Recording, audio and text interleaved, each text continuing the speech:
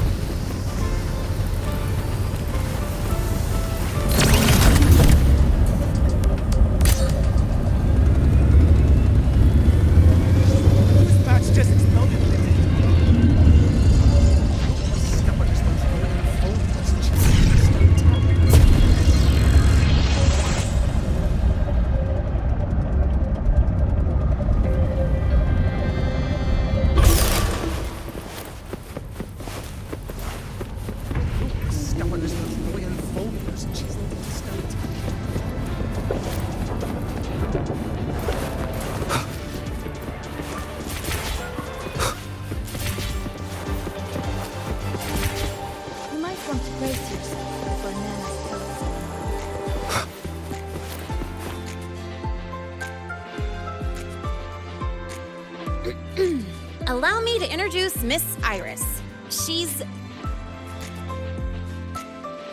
That's right, she's the Archives Administrator, responsible for indexing all the data here. A very reliable senior, you could say. Hello, I'm Iris, the Retrieval AI of the Space Trek Archive. Miss Lene and Rover, what can I help you with today? Oh, you look beat. Everything okay, Miss Iris? The Archive experienced a data leak recently, so I'm running system maintenance in the background. But don't worry, routine queries are still available. We want to look up info related to this waveform data. Searching now. Found 3,281 matching entries. Should I list them all? That's a lot. Add these keywords: Void Storm and Exoswarm Contamination. Understood. Narrowed down to 324 results.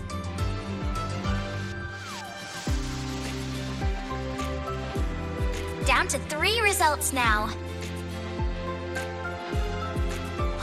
Big improvement. Let's split up and review them. Locations for those files are marked. Need anything else? Maybe some tips on your school life?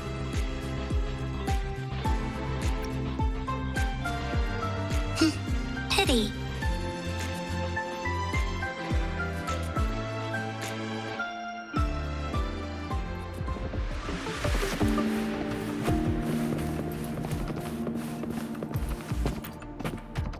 Determining exoswarm contamination thresholds via synchronous accelerators.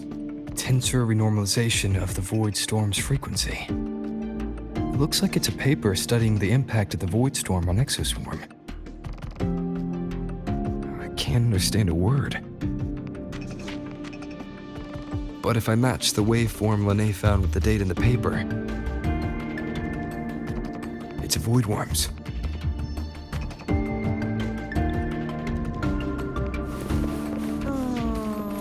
Preparing for the test of Blade again. Why does Iris keep flagging my thesis submissions?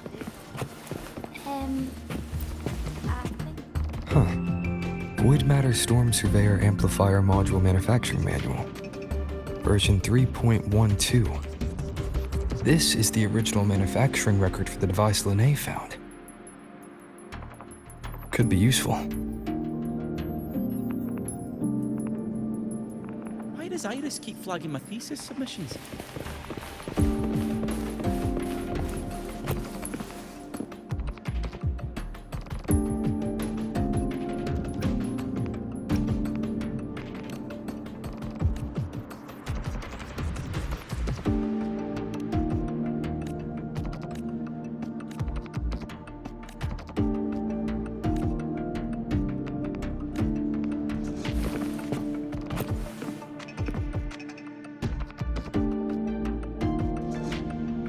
How's it going on your end?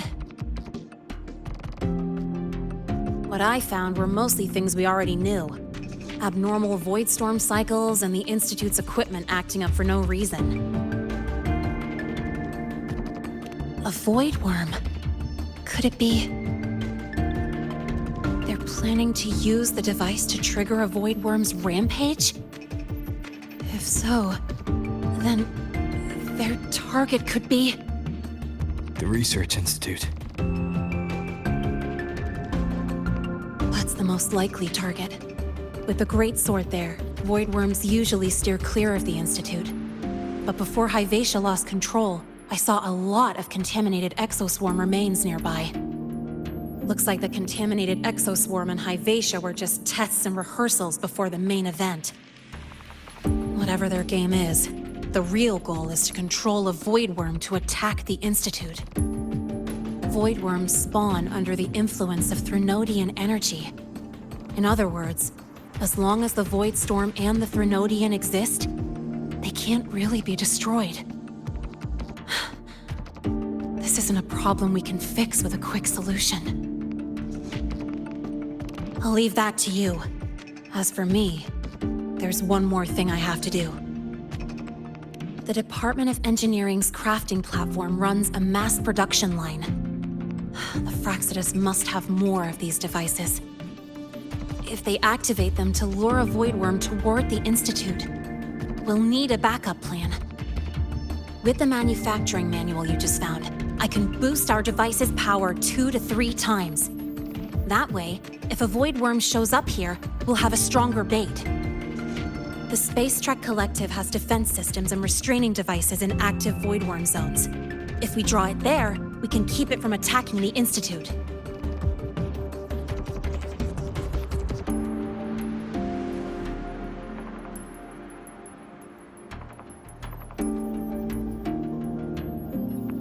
Like I said, it's only a backup plan. Once you warn the top brass, they'll have countermeasures ready.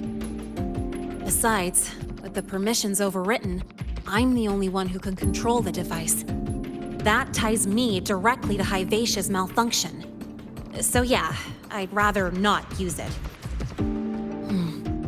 Is that the time? Ugh, trouble's just about to roll in. By now, they've probably noticed I've overwritten the device's permissions. This contact of ours isn't going to just let it slide.